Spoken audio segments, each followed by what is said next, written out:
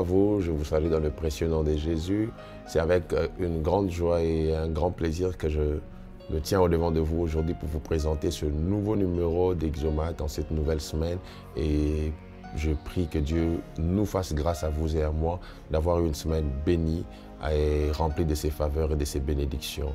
Je prie que Dieu vous visite, vous tous qui avez coutume de suivre ce programme de partout ici à Kinshasa et dans les provinces de la République démocratique du Congo. Vous tous qui suivez Aiguise ma foi en dehors de ce pays, vous qui êtes à Brazzaville, que Dieu vous bénisse. J'ai reçu vos interactions récemment. Vous qui êtes en Europe, en Amérique, partout dans le monde, en Asie, que Dieu vous bénisse pour votre fidélité à ce programme de partage, ce programme d'exhortation que nous avons chaque jour dans la présence de Dieu.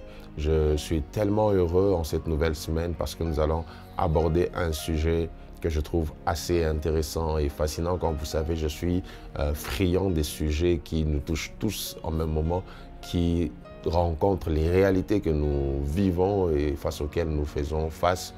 Et de cela, nous allons, par la grâce de Dieu, découvrir l'une des réalités qui est arrivée dans la vie d'un homme dans la Bible, qui était un prophète atypique, un prophète particulier, avec une histoire particulière dont les origines ne sont pas trop exposées.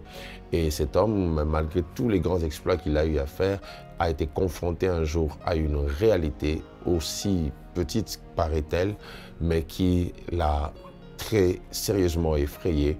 Et face à sa terreur, face à la peur, face à tout ce qu'il avait ressenti derrière cette forme de menace venant d'une femme dont je parlerai aujourd'hui, cet homme a reçu une révélation de Dieu au travers de son ange qui lui a dit ce qui sera même notre thème pendant cette semaine: mange et bois, car le chemin est long. On se retrouve dans quelques minutes et nous allons découvrir de qui il s'agit et nous allons ensemble recevoir la force de continuer la course. À tout de suite. Alors je vais vous inviter à lire avec moi la Bible dans 1 Roi chapitre 19 à partir du premier verset. Écoutez ce que dit la parole de Dieu.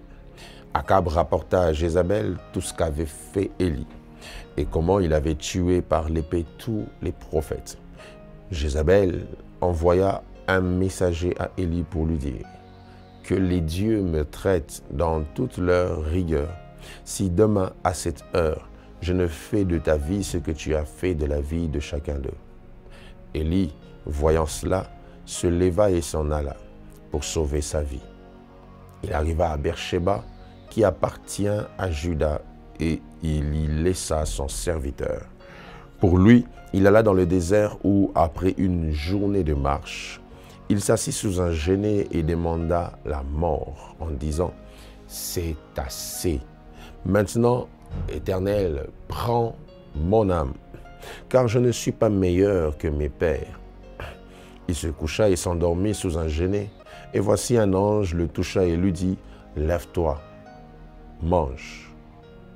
Il regarda et il y avait à son chevet un gâteau cuit sur des pierres chauffées et une cruche d'eau. Il mangea et but, puis se recoucha. L'ange de l'Éternel vint une seconde fois, le toucha et dit: lève-toi, mange, car le chemin est trop long pour toi. Il se leva, mangea et but, et avec la force que lui donna cette nourriture, il marcha 40 jours et 40 nuits jusqu'à la montagne de Dieu à Horeb. Et là, il entra dans la caverne et il y passa la nuit. Et voici, la parole de l'Éternel lui fut adressée en ces mots: que fais-tu ici, Élie? Il répondit: j'ai déployé mon zèle pour l'Éternel, le Dieu des armées, car les enfants d'Israël ont abandonné ton alliance, ils ont renversé tes autels et ils ont tué par l'épée tes prophètes. Je suis resté, moi seul, et ils cherchent à m'ôter la vie. L'Éternel dit: sors et tiens-toi dans la montagne devant l'Éternel. Et voici, l'Éternel passa, et devant l'Éternel, il y eut un vent fort et violent qui déchirait les montagnes et brisait les rochers. L'Éternel n'était pas dans le vent. Et après le vent, ce fut un tremblement de terre. L'Éternel n'était pas dans le tremblement de terre. Et après le tremblement de terre, un feu. L'Éternel n'était pas dans le feu. Et après le feu, un murmure doux et léger. Quand Élie l'entendit, il s'enveloppa le visage de son manteau. Il sortit et se tint à l'entrée de la caverne. Et voici une voix lui fit entendre ces paroles. « Que fais-tu ici, Élie ?» Il répondit, « J'ai déployé mon zèle pour l'Éternel, le Dieu des armées, car les enfants d'Israël ont abandonné ton alliance, ils ont renversé tes autels et ils ont tué par l'épée tes prophètes. Je suis resté moi seul et ils cherchent à m'ôter la vie. » Je mets la suite, la Bible déclare, l'Éternel lui dit, « Va, prends ton chemin par le désert jusqu'à Damas, et quand tu seras arrivé, tu oindras Hazaël pour roi de Syrie. Tu oindras aussi Jéhu, fils de Nimshi, pour roi d'Israël, et tu oindras Élisée, fils de Shaphat, d'Abel Méola, pour prophète à ta place. » Comme je le disais dans mon introduction, cette histoire est l'histoire d'un homme, un personnage biblique particulier. Un personnage dont l'histoire reste pratiquement un mythe. Son histoire commence dans un moment ou dans une circonstance où Israël avait vécu des exploits qu'aucun peuple n'avait vécu avec Dieu. Vous savez, le peuple d'Israël est un peuple qui avait vu Dieu faire des choses ineffables, inédites, des choses qui ne pouvaient jamais être imaginées. Israël, c'est le peuple qui a vu Dieu frayer le chemin dans la mer pour qu'il traverse. Israël, c'est le peuple qui a vu Dieu mettre une colonne de feu et une colonne de nuée pour créer une séparation entre eux, et les Égyptiens.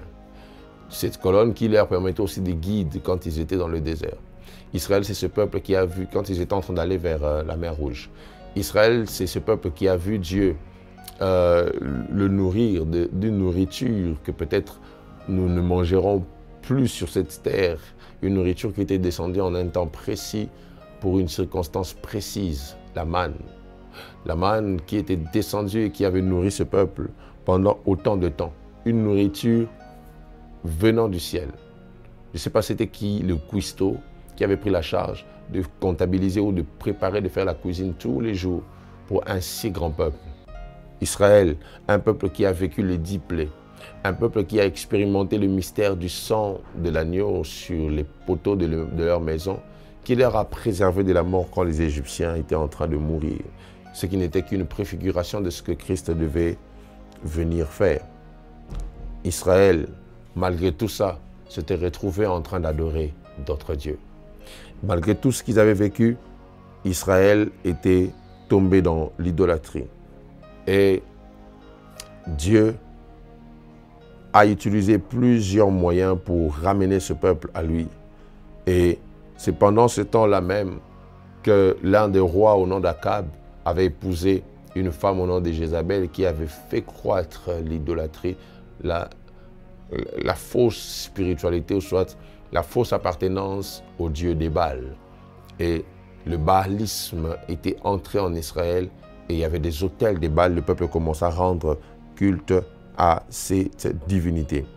Et c'est ce même peuple-là, Israël, qu'un jour, Balaam, qui était prophète de Baal, avait voulu maudire un jour, mais Dieu n'a pas donné accès à Balaam de maudire Israël. Mais Israël, un jour, a décidé de suivre ce Dieu qu'on a voulu utiliser pour le maudire. Pour le maudire. Que c'est triste des fois de voir quand Dieu fait des choses pour les hommes et une fois arrivé au sommet, les mêmes personnes lui tournent le dos. C'est triste des fois de voir comment Dieu prend du néant les indigents, il élève et quand les gens arrivent au sommet, il lui tourne le dos. Il ne le regarde plus, il ne prête plus attention à lui. C'est ce qui est arrivé, c'est ce qui arriva à Israël. Un peuple qui a connu et vécu de grandes choses, mais un jour, ce même peuple, a tourné le dos au Dieu qui avait tout fait. au Dieu qui l'avait protégé, qui l'avait fait traverser tellement de choses. Et face à toutes ces tensions, comme le roi, ainsi que sa femme était entrée dans cette spiritualité, le peuple avait été aussi entraîné. Parce que vous devez savoir que les rois, les sacrificateurs, les prophètes sont des autorités spirituelles. Une fois qu'un roi entre dans une chose, même dans un péché, cette chose devient comme une norme dans la contrée. Ça devient une couverture dans la région. Et c'est ainsi, vous verrez même, quand le père, qui est l'autorité de la famille, fait une bêtise, c'est très probable et facile que ses enfants se retrouvent dans la même bêtise. Donc, les genres de choses que vous faites sont des choses que facilement vos enfants pourront reproduire parce que vous êtes une autorité spirituelle. Et comme le roi Akab et sa femme étaient entrés dans le baalisme et ils étaient adorateurs de Baal, le peuple était emporté dans cet engouement. Emporté dans cet engouement. Et cela a fait même que Élie, le Tishbite, s'est levé. Il a commencé à opérer dans des signes surnaturels de Dieu pour pouvoir montrer au peuple que vous étiez allé vers le faux Dieu. Élie a arrêté la pluie pendant 3 ans et demi. Une forte sécheresse est entrée. Élie est un homme bizarre, un homme dont les origines ne sont pas trop mentionnées, un homme dont on ne parle pas trop d'où il venait. Mais Dieu l'avait suscité juste comme ça, dans un temps où le peuple clochait entre le Dieu de la Bible et le Dieu et les Baals. Et Baal, par l'entremise de Jézabel et tout autre, a investi des moyens, a investi de tous ses efforts, a envoyé des gens des services d'intelligence pour pouvoir arrêter Élie. Mais Élie était sous couvert de l'Éternel. Et c'est ce qui est arrivé même un jour à Samson. Vous savez, le monde des ténèbres est prêt à financer la chute d'un roi, pendant que l'Église ne finance souvent pas le maintien d'un roi. Pendant que le monde des ténèbres, avec ses agents, travaille des fois pour financer comment est-ce qu'un roi doit tomber. Nous laissons les nôtres être exposés à tout ce qui les détruit, à tout ce qui les met par terre, à tout ce qui les met par terre. Et Élie était là recherché, voulant être tué par Jézabel. Mais la chose qui me frappe le plus, c'est que Élie, un prophète de puissance, lance un défi. Et ce défi qui était de faire descendre le feu pour que l'on sache qui était le vrai Dieu entre le Dieu de la Bible et Baal. Élie a démontré que le Dieu de la Bible était le vrai Dieu. Et après cela, il a coupé la tête des prophètes de Baal et d'Astarté qui étaient là. Donc Élie a vaincu la bataille et le peuple a reconnu que l'Éternel était Dieu. Et de cela, Élie a mis à mort les prophètes de Baal. Mais la chose qui m'a toujours tiqué quand je lis ces textes, d'où est même venue cette pensée que nous voulons partager, que nous sommes en train de partager pendant cette semaine. Élie, après avoir fait ses exploits, Jézabel l'a prise de son mari. Elle a dit que mes dieux me traitent dans toute leur rigueur si je ne fais pas à Élie pire que ce qu'il a fait au prophète de Baal. Et là, Élie n'a pas pu résister face à cette menace. Élie s'est enfui. Élie s'est caché, Élie s'est coffré parce qu'il ne pouvait pas résister face à la menace de Jézabel. Comment un homme qui a pu tuer autant d'hommes, il a tué plus de 400 prophètes de Baal et d'Astarté, après avoir fait de tels exploits, après avoir tué un si grand nombre de personnes, comment Élie était incapable de résister devant la pression ou les menaces d'une femme? Comment est-ce qu'un homme qui a fait autant d'exploits avec Dieu, comment est-ce qu'un homme qui a arrêté la pluie par sa parole, mais pourquoi Élie n'a pas maudit Jézabel? Pourquoi Élie n'a pas fait descendre le feu sur Jézabel? Élie n'a pas supporté la pression des paroles de Jézabel, Élie a pris fuite. Élie est allé s'éclipser, Élie est allé se cacher. Pourquoi? Parce que Jézabel l'avait promis la mort. Oh, qu'est-ce que ça arrive souvent lorsque nous sommes confrontés à des réalités, de recevoir des menaces de l'ennemi, et de ces menaces, on se dit la seule chose à faire, c'est de fuir. Comment un homme qui a fait descendre le feu, un homme qui a affronté les hommes, a fui devant une femme? Quelle était la force, la puissance de cette femme Jézabel pour que ces simples paroles puissent faire fuir Élie? Qui était cette femme? Quel était l'esprit qui fonctionnait en elle ou derrière elle? Pour qu'un si grand prophète de Dieu prenne fuite à lui de ses menaces? Jézabel. Et pendant qu'Élie fuyait, l'ange de l'Éternel lui apparut et lui dit: mange et bois, car le chemin est encore long. Je suis venu dire à quelqu'un aujourd'hui qui est comme Élie. Tu es confronté à des réalités, à des pressions qui tuent en toi l'envie de continuer. Et surtout quand tu sens que tu es seul. Tu mènes une lutte dans laquelle tu es seul. Ce qu'Élie a connu, plusieurs à l'unanimité l'appellent une dépression. Élie a déprimé. Pourquoi? Parce qu'il a été menacé. Ça arrive des fois même après des grandes victoires que l'on rencontre la puissance de Jézabel qui vient avec des menaces. Et là, nous nous mettons à fuir. Mais je suis en train de prier pour quelqu'un ce jour. Que Dieu te donne la force de persévérer. La force de résister devant les menaces de Jézabel. Si tu as pu vaincre les prophètes des Baals, tu peux vaincre Jézabel, leur maîtresse. Je prie que Dieu, par sa puissance et sa force, nous donne à vous et à moi la capacité de persévérer, la capacité d'aller jusqu'au bout. Au nom puissant de Jésus.